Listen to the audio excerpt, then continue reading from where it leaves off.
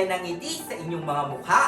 Batang malikhain, anong aspekto, magniningning. Batang Pilipino, ipakita ang iyong galing. Ako si Teacher Nel at your service.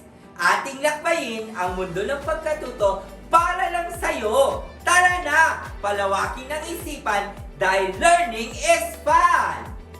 Ilabas ang lapis at papel at ihandang subukin ang sarili. Tara na, lakbayin ang daan tungo sa maraming kaalaman at pagkatuto dito sa Galing ng Kultura. Ngayong araw, tatalakayin natin ang pamanang kultura at icon ng lungsod ng Bacoor. Maglaro muna tayo ng bluff or fact. Sabihin ng fact kung ang ipinapakitang icon ay tungkol sa lungsod ng Bacoor at bluff kung hindi. Handa ka na ba? Bibigyan kita ng 5 segundo upang sumagot. Handa ka na ba? Para sa unang bilang. Kung ang iyong sagot ay fact, may tama ka! Ang logo ng Bacoor ay sumasagisag sa isang lungsod o munisipalidad. Para sa pangalawang bilang. Kung ang iyong sagot ay fact, magaling! Si Mayor Strike Biribilla ay alkalde ng Bacoor na siyang nag-akda upang maging ganap na lungsod ang Bacoor. Para naman sa ikatlong tanong, kung ang sagot mo ay bluff, magaling! Ang cake ay hindi naman icon ng lungsod ng Bacoor. Para sa ika-4 na tanong, kung ang sagot mo ay fact, mahusay!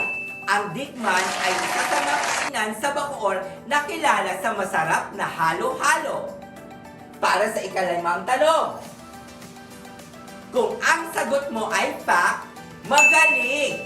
Ang tulay ng Zapote ay isang mahalagang lugar sa kasaysayan sa panahon ng Revolusyon. Kung ikaw ay nakakuha ng 5 puntos, mahusay! Magaling! Ang pamanang kultura at icon ng lungsod ay mas pinagyaman at ipinakilala ng kanilang masipag na mayor, si Mayor Strike Biribilla. Kung ikaw ay nasa Maynila, ang lungsod ng Bacoor ang gateway sa probinsya ng Cavite. Ating pag-aralan at kilalanin ang iba't ibang pamanang kultura at icon ng lungsod ng Bacoor. Ang lungsod ng Bacoor ay isa sa mga bagong lungsod sa probinsya ng Cavite. Ang mga makasaysayang lugar sa lungsod na naging bahagi ng revolusyon ay ang mga sumusunod. Una, ang Bahay Tisa, Cuenca Ancestral House. Pangalawa, Battle of Zapote Bridge Site. Pangatlo, Bacoor Cathedral. Pang-apat, Bacoor Eco Park. Sikat din ang lungsod ng Bacoor sa iba't ibang kainan tulad ng Kainan sa Balsa na kilala sa seafood-oriented meal. Nariyan din ang Digman Original Halo-Halo na sikat na halo-halo sa buong probinsya ng Cavite. Ipinagdiriwang din ng lungsod ang Bacoor Festival na kilala sa Araw ng Bacoor. Kilala rin ang lungsod bilang marching band capital dahil sa paligsahan ng mga sikat na banda sa bansa. Subukin natin ang ating sarili. Isagawa ang hep-hep kung ang nilalaman ay wasto. Hooray kung hindi. Unang bilang. Kung ang iyong sagot ay hep-hep, magaling! May tama ka. Ikalawang bilang. Kung ang sagot mo ay hep-hep, tumpa! Magaling! Ikatlong bilang. Kung ang sagot mo ay hep-hep, magaling! Tama ang sagot mo! Ika-4 na bilang.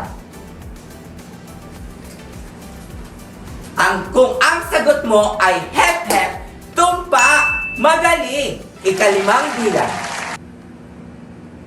Kung ang sagot mo ay hep-hep, mahusay! Ngayon naman, ating balikan ang mga pamanang kultura at icon ng lungsod ng Bacoor. Una, Mayor Strike Biribilla, alkalde ng lungsod. Pangalawa, kainan sa balsa at digman halo-halo, mga kainan sa lungsod ng Bacoor. Pangatlo, Bacoor Festival at Marching Band Festival, mga pagdiriwang na iginaganap sa lungsod ng Bacoor. Ikaapat, kakanin, tahong, asin, at talaba, mga produkto na ipinakilala o ipinagmamalaki ng lungsod ng Bacoor. Wasto o di wasto. Tukuyin kung wasto ang isinasaad ng pangungusap ay tama at di wasto kung ito ay nagsasaad ng mali. Sagutan lamang ito sa loob ng 5 segundo. Tara na at simulan na natin. Unang bilang. Ang lungsod ng Bacoor ay walang pamanang kultura o icon na pinapahalagahan. Wasto o di wasto? Alamin natin ang sagot. Di wasto. Mahusay. Ikalawang bilang.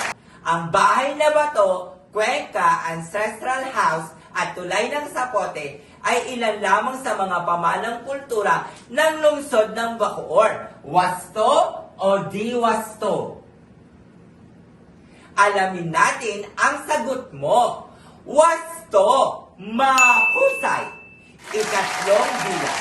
Ang lungsod ay may magandang simbahan na naging sentro ng reliyon.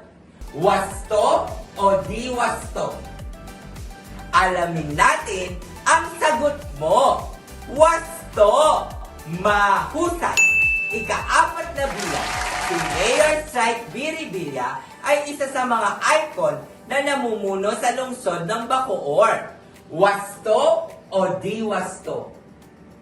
Alamin natin ang sagot mo. Wasto. Mahusay. Ika-5 bilang. Ang lungsod ay kilala sa mga kainan tulad ng kainan sa balsa at digman halo-halo. Wasto o di wasto? Alamin natin ang sagot mo. Wasto. Mahusay. Oras na para sa gawaing pambahay. Bilang mag-aaral, paano mo papahalagahan at ipapakilala ang pamanang kultura at icon ng inyong lungsod sa simpleng paraan?